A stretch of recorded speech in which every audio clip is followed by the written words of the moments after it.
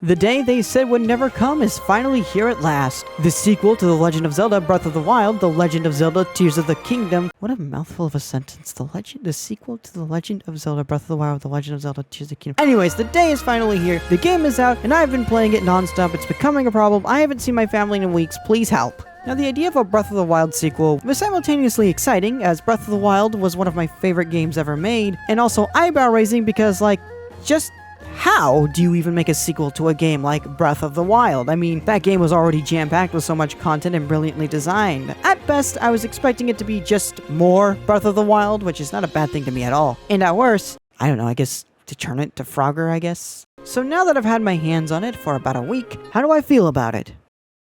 Yeah, anyone who was saying that the game was just going to be $70 DLC were completely and utterly wrong and should feel bad about themselves. Okay, just kidding about the feeling bad part, but yeah, Tears of the Kingdom exceeds every expectation I had for the game. For reference, I hadn't watched any of the trailers since trailer 1, so I was completely in the dark starting this game. All I knew was that the game was going to have Sky Islands. What I did not expect is for this game to just outclass Breath of the Wild in every way. I mean, I'm only 2 dungeons in the game so far, and I've only been doing side quests and such, but yeah, it just takes award-winning, critically acclaimed Breath of the Wild, a game that completely redefined what it meant to be an open-world experience, and turned that into a prototype. In comparison, Breath of the Wild is so small when sized up against Tears of the Kingdom. Now, yes, of course, the game does reuse the same map to an extent, but honestly, I don't think that really matters much. The game and its world feel both familiar, yet also unrecognizable. I know where I am, but it just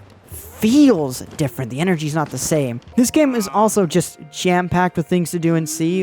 It's a huge game. It'll probably take me at least a month to actually see everything there is to see, and that's not even including 100%ing it. There are also a huge amount of enemies, both returning and new to see, which has been very interesting. They have not shown off every new enemy type in this game, I will say that. On top of the returning Hyrule, we also have the aforementioned Sky Islands, and yeah, Tears of the Kingdom of course makes better use of the sky than Skyward Sword did. For starters, there's actually things to do and see in the sky, and there are actually quite a bit of important islands to visit. I really liked the sky idea in Skyward Sword, but I always felt like it completely wasted the area, so I'm happy to see Tears of the Kingdom completely redeem it. Additionally, there's also a third overworld that they just completely never mentioned.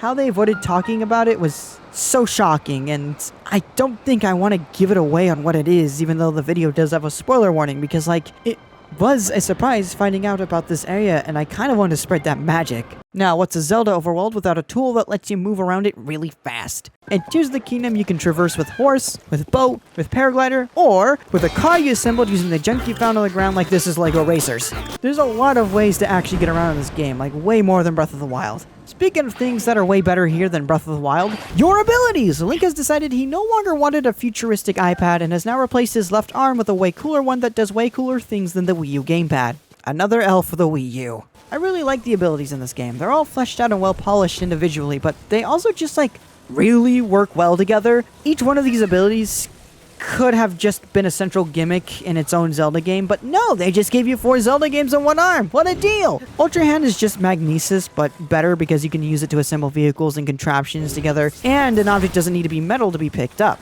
Fusibility is really cool. It allows you to take your weapons and fuse them with other weapons, enemy parts, or fruits and ores, which will modify the strength, durability, and the ability of your weapon. It's a lot of fun just combining stuff together to see what you can make. Ascend is also another really cool ability. Just being able to escape rope yourself out of any room and cave is super useful. They also have some really clever puzzles that revolve around Ascend. And we finally reach Reverse.